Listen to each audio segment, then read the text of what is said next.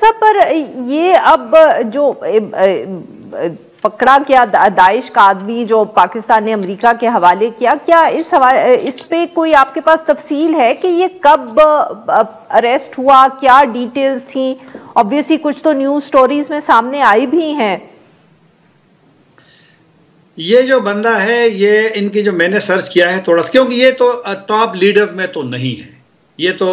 کسی بھی جو ان کے کچھ نام آتے ہیں داعش کے لوگوں کے، اس میں ان کا کہیں نام نہیں ہے، ایک بات۔ دوسری بات، ان کو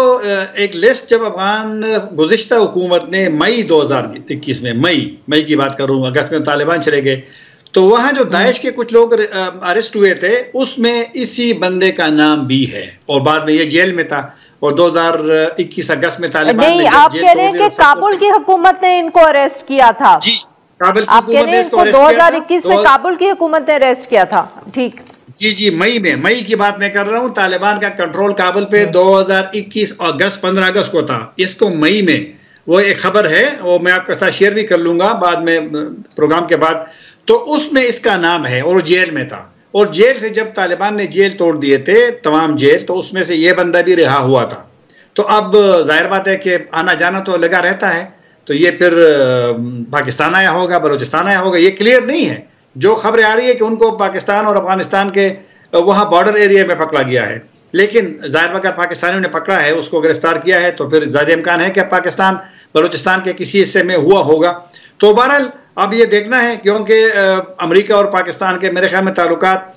تھوڑے سے شاید اس سے بہتر ہو جائے۔ ابھی جو بیان آیا فارن آفس کا، وزیر خارجہ کا، کہ جو ڈونلڈ ٹرمپ نے اعلان کیا ہے کہ جو اسلحہ ہے واپس لینے کا، پاکستان نے اس کا ویلکم کیا، اسحاق ڈار صاحب نے، تو اب یہ تو بڑھ رہی ہے میرے خیال میں دوستی دونوں کی، لیکن اب دیکھنا ہے کہ یہ دوستی ماضی کی طرح 2 دن کی ہوتی ہے یا مفادات کا گیم ہوتا ہے اور پھر نہیں رہتا، تو وہ تو بعد میں دیکھنے ہیں۔ لیکن بہرحال امریکی خوش ہیں، تو اب دیکھنا ہے کہ کچھ تفصیلات شاید بعد میں آئیں گی کہ یہ بندہ اصل میں کون تھا، کتنا اہم تھا، کہاں پکڑا گیا ہے، کیسے پکڑا گیا۔ اب تو جو معلومات ہے وہ تو تھوڑے سے مختصر ہے۔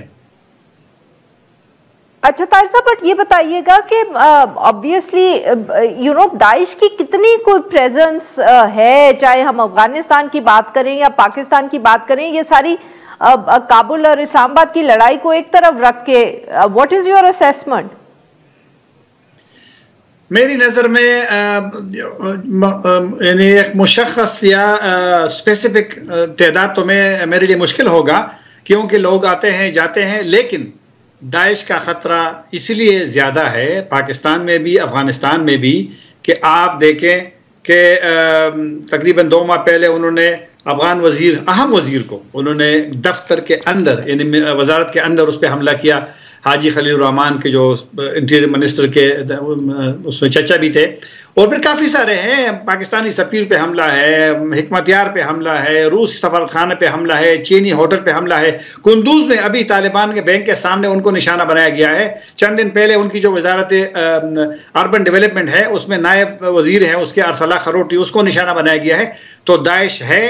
اور افغان طالبان جو بار بار کہتے ہیں کہ داعش نہیں ہے افغانستان میں، میرے خیال میں اگر نہیں ہے تو پھر انہوں نے وزیر کو اندر کیسے اس پہ حملہ کیا، نائب وزیر کو انہوں نے کیسے مارا۔ قندوز پہلے تو داعش صرف مشرقی افغانستان میں تھا، اب تو شمال میں بھی ہے، کندہار میں بھی اس نے گزشتہ سال بڑا حملہ کیا تھا۔ تو داعش ہے، داعش کا خطرہ موجود رہے گا اگر پاکستان اور افغانستان آپس میں ان چکروں میں رہے کہ یہ وہاں ہے، یہ یہاں ہے، یہ آپ نے اس کو پالا ہے،